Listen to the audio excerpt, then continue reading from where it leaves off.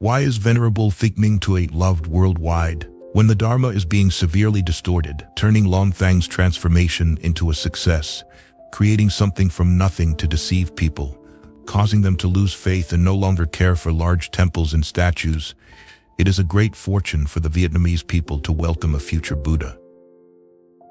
Born in central Vietnam, Venerable Thich Minh Tue, an ascetic monk, has brought the original Buddha's teachings to billions around the world, regardless of race or language. Although the religious beliefs of different countries vary, all welcome this ascetic monk with joy. In this article, Mind Podcast, Buddhism, invites you to explore why Venerable Thich Minh Tue is so beloved worldwide through the details in the following video. Venerable Thich Minh Tue appeared at the right time to spread the Dharma. Never before have we felt such a degradation of ethics and character within the Buddhist community, a place known for maintaining the strictest moral discipline. More and more temples are becoming commercialized, erecting large Buddha statues to justify revenue without ever disclosing it. Some monks and nuns break precepts, indulge in the 5 desires, then disrobe, taking hundreds of billions of dong amassed during their monastic life. Many high-ranking monks in the Buddhist church preach incorrect karma in Buddhism and openly suggest ways for followers to donate more frequently in meetings, using vulgar language in the temple. As Buddhists and citizens grow weary of the future of Buddhism in Vietnam, Venerable Thich Minh Tue emerged, sharing and spreading positive images and videos of his ascetic practice on social media worldwide. Practicing the 13 ascetic practices of original Buddhism, Venerable Thich Minh Tue is not a member of the Vietnam Buddhist Sangha and does not belong to any temple, monastery, or hermitage. Some say Venerable Thich Minh Tue's practice is outdated, but those who understand Buddhism recognize that his path is the most arduous and authentic. His belongings consist of 3 robes sewn from discarded fabrics and a bowl made from a rice cooker pot. He only begs for alms in the morning, eating 1 meal a day, and does not use phones or accept money in any form. Although a normal person might feel uneasy, Venerable Thich Minh Tue embraces it. On his journey from south to north and back, he is ready to accept all the good and bad that comes his way. Whether being attacked by ill-willed people or having the path cleared by kind-hearted individuals, he always maintains a cheerful face and a friendly smile. When asked about his journey, Venerable Thich Minh Tue humbly replies, "I will walk until I die and will travel to all parts of Vietnam." Because of his great vow, many sincere monks, priests, professors, lecturers, and lawyers from around the world praise him wholeheartedly. Among them is Venerable Thich Minh Tue, abbot of Minh Dao Monastery in Bà Rịa Vũng Tàu province, who believes Venerable Thich Minh Tue embodies the spirit of Mahakasyapa, one of the Buddha's foremost disciples. However, some monks argue that his practice is a product of modern thought, seeking something unique and not aligning with Buddhist teachings. Therefore, they refuse to call him a monk. Venerable Thich Minh Tue anticipated such opinions and only identifies himself as a citizen following the Buddha's teachings. He addresses everyone as Khan, child, viewing them as his parents and siblings. Some argue that ascetics should practice in seclusion, but linguistics lecturer Nguyen Thanh Huy from Kinh Hoa University explains that Venerable Thich Minh Tue did practice in seclusion before stepping into the world to challenge himself. Facing material temptations and disturbances is a test of his mind. It may not be advisable to seek public attention in some fields, but in Buddhism, it can be beneficial. It allows people to reflect on the essential aspect of self-cultivation, rather than solely focusing on building temples or making offerings. Many might learn from Venerable Thich Minh Tue's example of ascetic practice, courage, and determination. At its peak, thousands of people temporarily left their jobs to follow him, causing traffic congestion and pressure. Therefore, Venerable Thich Minh Tue urged people to simply greet Venerable Thich Minh Tue from a distance and continue with their daily lives, emphasizing that everyone possesses Buddha nature and can achieve enlightenment with determination and a steadfast mind. Venerable Thich Minh Tue began his journey from south to north on December 4, 21. Over 6 years, he has walked across the country 4 times. In early 2024, he started from Kinh Hoa province, traveling to northern cities like Hanoi, Thanh Nguyen, Cao Bang, Lang Son, Buk Giang, Buk Ninh, Hoa Binh, and Thanh Hoa. People increasingly followed him, volunteering to practice the 13 ascetic practices. The local authorities, wherever he passes, have had to mobilize traffic police forces to manage traffic and maintain security and order, supporting Venerable Minh Tue's walking journey. As he travels deeper into the central provinces, the number of people from all over the country and abroad gathering increases exponentially. When he reached Thua Thanh Huế province, by the night of June 2024, Venerable Minh Tue's journey had to be halted. Currently, Venerable Thich Minh Tue is in seclusion at Y To Commune, Y District, Gia Lai Province, where he lived with his family before ordination. Since Venerable Thich Minh Tue returned to Gia Lai, many charitable organizations and benefactors from across the country have come to Gia Lai to help disadvantaged families, lonely elderly people, critically ill patients, the disabled, and orphans. All these cases receive food gifts and some money for livelihood and living expenses. These are the blessings Venerable Thich Minh Tue generates through his day and night practice, benefiting the local people. Some narrow-minded people question, if many people follow Venerable Thich Minh Tue's alms rounds, who will grow rice and produce cloth for clothing? Interestingly, why don't they ask Professor Ngo Bao Cho that if everyone did mathematics and studied like him, who would grow rice for food? Certainly, doing math doesn't yield rice. Why don't they ask musician Dun Tai Sun that if everyone played music all day, who would weave cloth for clothing? Surely, a skilled musician wouldn't produce any cloth. Why don't they ask football player Quang Hai that if he played football all day, who would defend the islands and maintain public order? They don't understand that societal roles naturally distribute, with each person having a suitable mission. Venerable Thich Minh Tue is fulfilling his mission excellently. We all have our unique missions in this world. The sincere ascetic practice of Venerable Thich Minh Tue. Before a monk embarks on the path of monasticism, regardless of the religion, they seek to find the truth to perfect themselves according to their faith. No one initially determines to practice to save all beings. Humility prevents them from thinking that way. The first task is to overcome hardships to seek the truth for themselves. The ultimate truth is realized after one's life ends. In each practice, every person and religion has its own faith.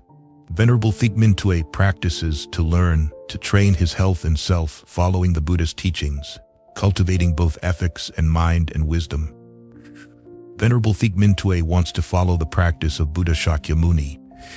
He fears that if he doesn't practice now, after losing his physical body, he won't have the opportunity again. This thought alone shows Venerable Thich Minh Tue's dedication and absolute faith in the Buddha's path. He attained enlightenment as soon as he comprehended this. He worries that life is too short to fully learn and practice. This realization alone is enough to show that Venerable Thich Minh Tue is a rare, genuine monk of this era. He has practiced this for over 6 years. This will undoubtedly be the lifelong path of his monastic life. Venerable Thich Minh Tue deserves to be a true disciple of Buddha Shakyamuni. Believe without seeing.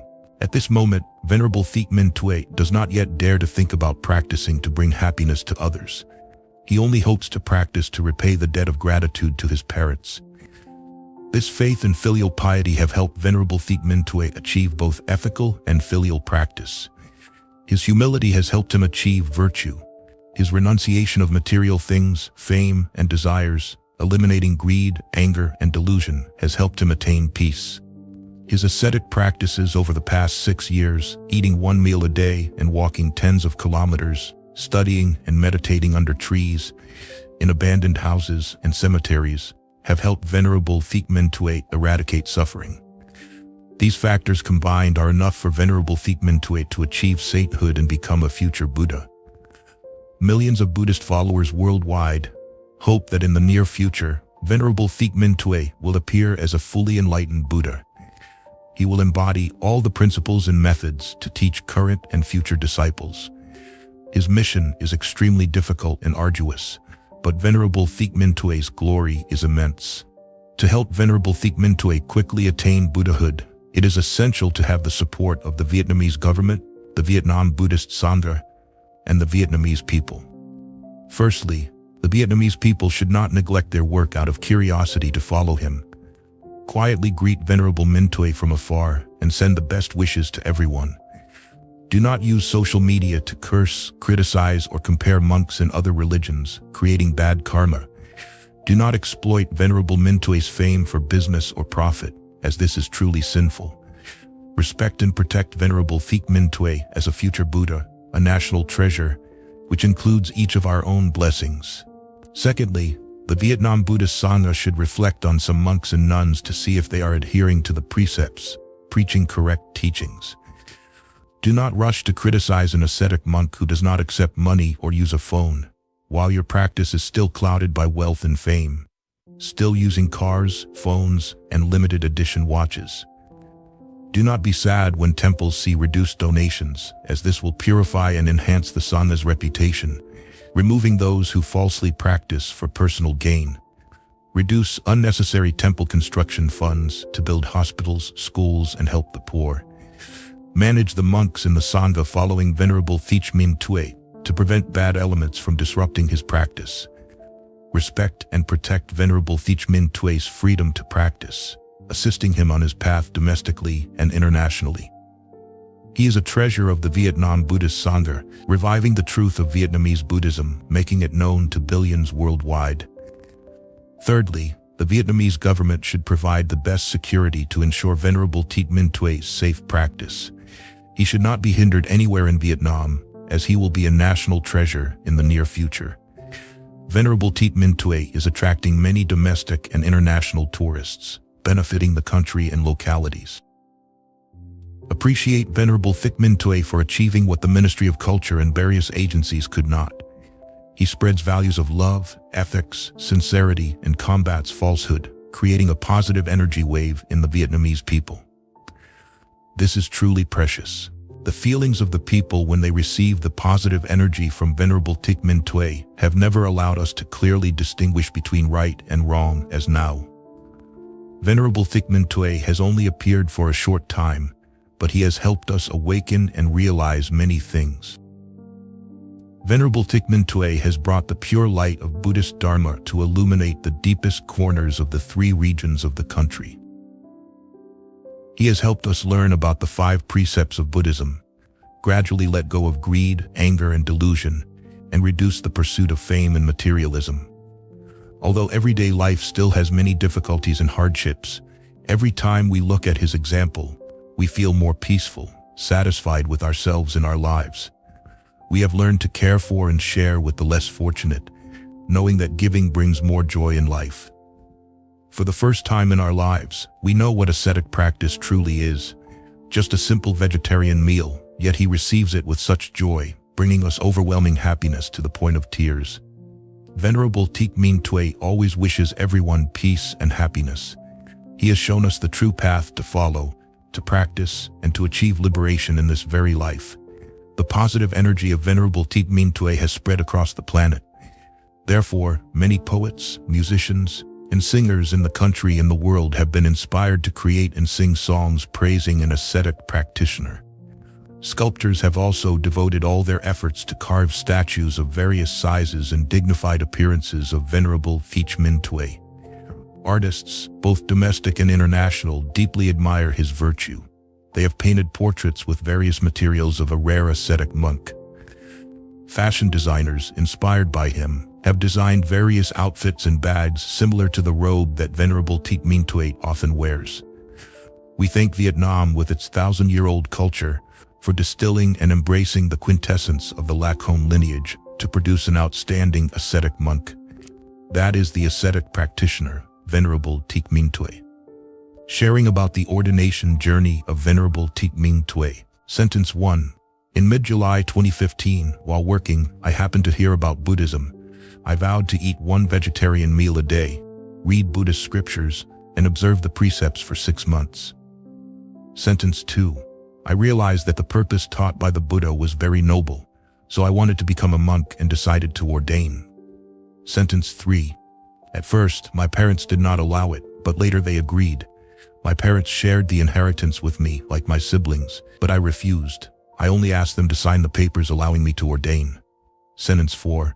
When I first started studying, I didn't understand much. I was like a first grader, then a second grader, gradually learning more. People also guided me, and I began to understand more. Sentence 5. I studied at the temple for a while and was given the Dharma name Thich Minh Tue. Later I found it unsuitable for me, so I left the temple. I went up the mountain to practice alone in a rock crevice, begging for food daily. Sentence 6.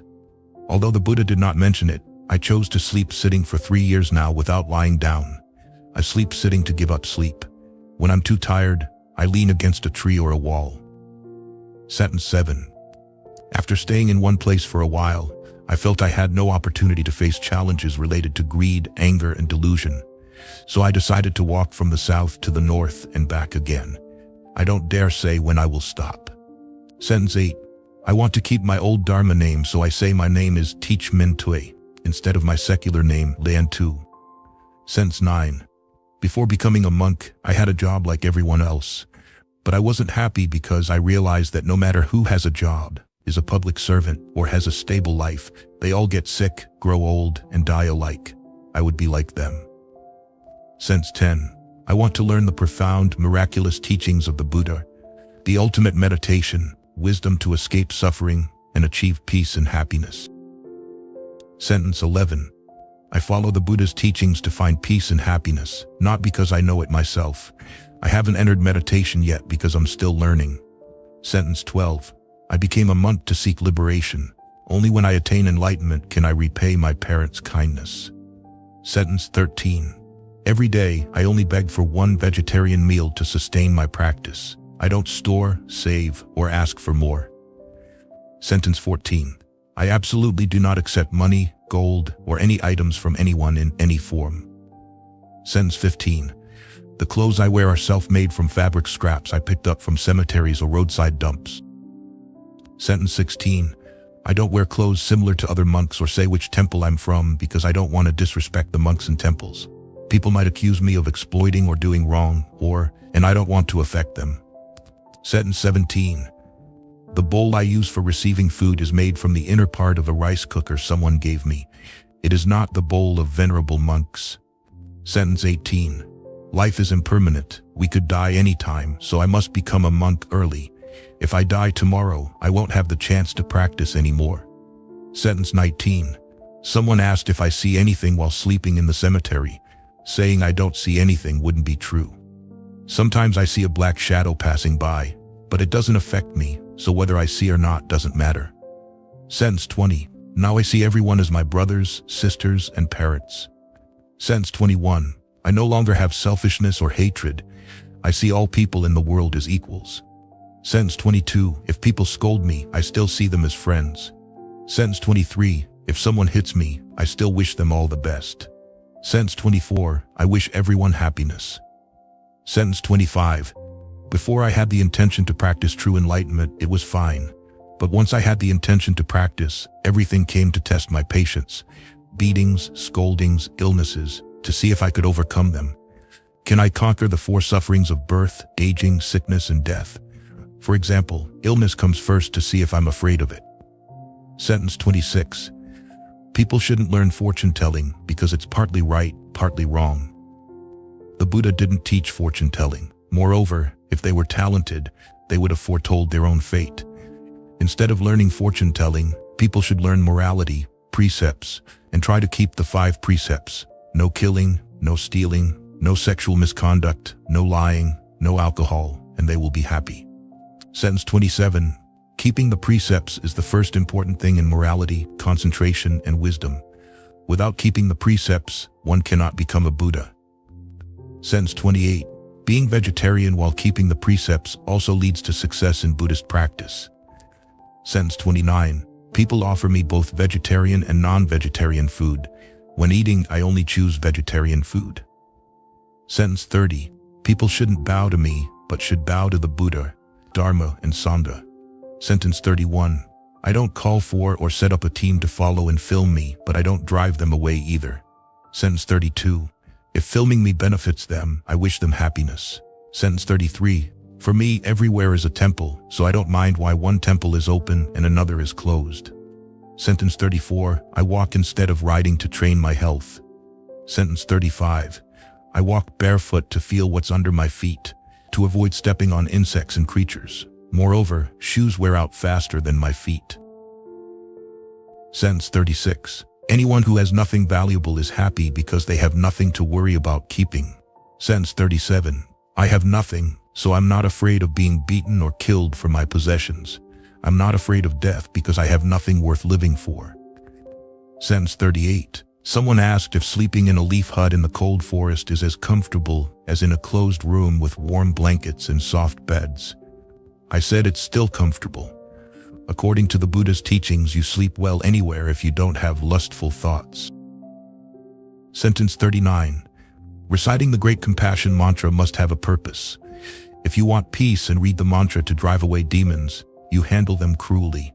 I don't want to take anyone's place or peace, so I don't learn the Great Compassion Mantra. Sentence 40, if someone speaks ill or scolds me, I don't get angry. I wish them good luck. If someone speaks well or praises me, I stay calm, not letting myself be arrogant, and I also wish them happiness. Sentence 41, praising or criticizing me doesn't matter, but I notice two attitudes. Those who give me food are happy and joyful. Those who scold me have red faces and seem unnatural. Sentence 42, I am not a monk or a teacher. I am a Vietnamese citizen like everyone else. I just want to learn to practice. I don't aim to propagate or teach anything. All of the Buddhist teachings are available online. Sentence 43, when I attain perfect enlightenment, I will teach Dharma to everyone. Now those who want to learn can go online to listen to the monks' teachings or find them in the Buddha's scriptures. Sentence 44, we should give alms to elderly poor practitioners, offering them food, clothing, or something else. To those who have gone astray, we teach them not to kill, steal, and to live virtuously, keeping the 5 precepts. That is giving the gift of Dharma. Sentence 45, for the past 6 years, I haven't been affiliated with any temple. I am neither Southern nor Northern sect. I am not a monk of the Vietnam Buddhist Sangha because I feel my ethics haven't reached that level. Sentence 46, missing parents or not, we all die. Letting go to learn the Dharma is to die better. Summary of Venerable Thich Minh Tue's biography. Venerable Thich Minh Tue, born Lê Anh Tu, was born in 1981 in a well-off family in Qui Thanh Commune, Qui Anh District, Hà Tĩnh Province. In 1994, his family moved to Huy Tô Commune, Huy District, Gia Lai Province. His father, Lê Xuân, born in 1940, is a retired military officer, while details about his mother are not shared. They have 4 children. Venerable Thich Minh Tue is the second son. His eldest brother is Lê Anh Tuan, born in 1979. His younger sister is Lê Thị Sum, born in 1986. And his youngest brother is Lê Tin, born in 1988. All siblings were excellent students. From a young age, Venerable Thich Minh Tue frequently accompanied his mother to the temple to recite sutras and chant Buddha's name.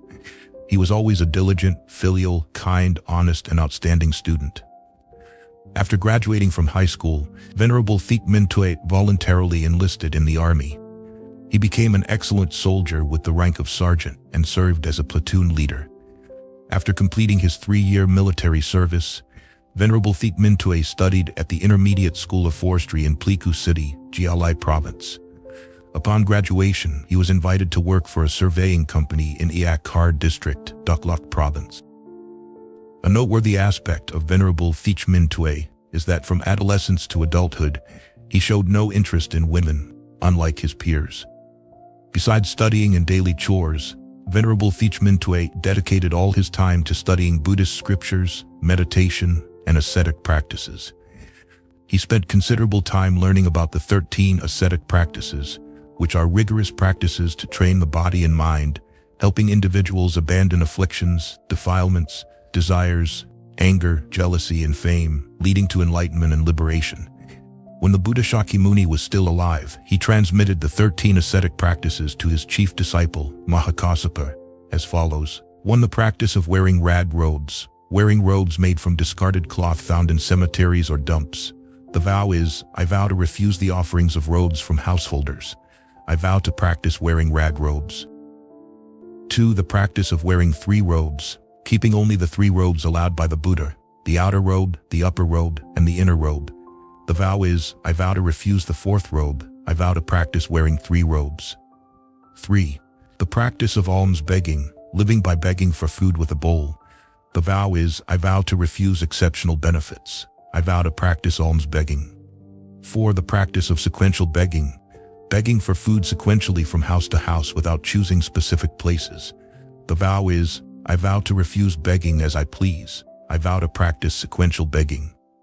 5. The practice of eating at one sitting, eating only once a day and not eating after standing up from the meal. The vow is, I vow to refuse eating at other places. I vow to practice eating at one sitting. 6. The practice of eating from one bowl, eating only what is in the bowl, not taking other food outside the bowl. The vow is, I vow to refuse a second serving. I vow to practice eating from one bowl. 7. The practice of not eating after noon, not eating anything else after the main meal is finished. The vow is, I vow to refuse leftovers. I vow to practice not eating after noon. 8. The practice of dwelling in the forest, living only in a secluded forest, not in villages or towns. The vow is, I vow to refuse dwelling in villages. I vow to practice dwelling in the forest. 9. The practice of dwelling at the foot of a tree, living under a tree, not in built structures like huts, monasteries, or temples. The vow is, I vow to refuse places with shelter. I vow to practice dwelling at the foot of a tree. 10. The practice of dwelling in the open air, living in the open without any shelter or tree cover. The vow is, I vow to refuse places with roofs or trees. I vow to practice dwelling in the open air. 11. The practice of dwelling in a cemetery, living only in a cemetery. The vow is, I vow to refuse places that are not cemeteries. I vow to practice dwelling in a cemetery. 12. The practice of accepting any resting place, accepting any place designated by the Sangha without choosing a preferred location. The vow is, I vow to refuse the desire for a particular resting place. I vow to practice accepting any designated place. 13. The practice of always sitting, practicing only in the sitting posture, not lying down. The vow is, I vow to prevent the lying posture. I vow to practice always sitting. The process and opportunity for ordination of Venerable Thich Minh Tue. After studying the ascetic practice of the Dhutanga, Venerable Thich Minh Tue was very pleased and silently vowed that he would be able to ordain and practice. It was also his destiny with Buddhism. During his time working in Duklok province, Venerable Thich Minh Tue often took the time to visit the temple, worship Buddha, and learn about monastic life. Inevitably, what was meant to happen, happened. During a surveying job, Venerable Thich Minh Tue was unexpectedly struck by lightning during a thunderstorm. He fell unconscious.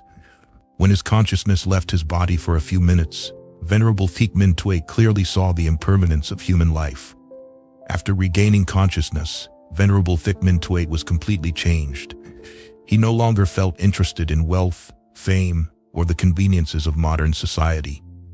He only wanted to ordain immediately to seek enlightenment and liberation, to no longer live in the cycle of birth, aging, illness, and death, and believed this was the most perfect way to repay his parents for their birth and nurturing. Venerable Thich Minh Tue began to practice eating 1 vegetarian meal a day and observing the 5 precepts for 6 months before ordaining. He mentally and spiritually prepared himself to ask his parents for permission to ordain.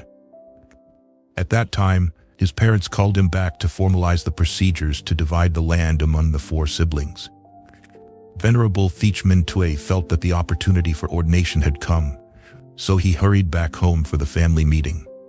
He refused to accept any assets and only asked his parents to sign the permission for him to ordain. Initially, his parents were shocked and refused. He used his wisdom to explain and persuade his parents. After much pleading, Mr. and Mrs. Lei Swan finally agreed to sign the permission.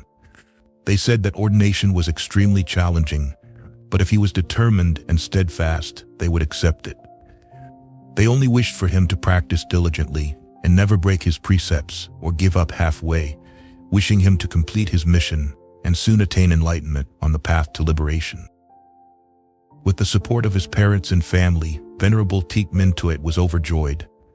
He left behind a phone, a refrigerator, a guitar, and 8 meters of yellow fabric as mementos for his parents. He then bid farewell to his parents and family to begin his journey to ordination at the end of 2015. Initially, he sought ordination at a monastery in Ho Chi Minh City, following the Kutsi tradition, where he was given the Dharma name Thich Minh Tue.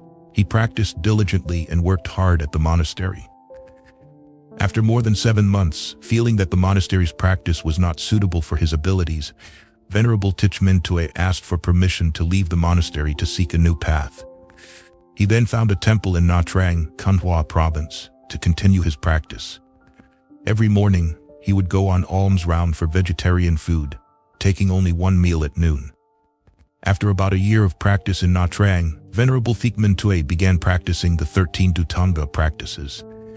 Initially, he practiced barefoot walking from Nha Trang to Ho Chi Minh City and back. Why did Venerable Thich Minh Tue vow to walk for life? In the early days of his ascetic practice, during his walks, he would occasionally take the bus when tired. In 2018, while returning to Nha Trang from Ho Chi Minh City, he tried to hitch a ride but was refused because he had no money. He then vowed, "I vow to walk for the rest of my life. Even if a car stops for me now, I will not take it." Miraculously, after his vow, a young couple in a 5-seat car stopped and offered him a ride. He politely declined, saying, "Thank you, but I have vowed to walk for life." Venerable Thich Minh Tue is a rare ascetic monk in Vietnam. From 2018 until now, he has walked 4 times from the south to the north and back. During the first 3 walks, few knew of him. The 4th time, however, many YouTubers and TikTokers followed his journey, filming and sharing it on social media, making him known to Vietnamese people domestically and abroad.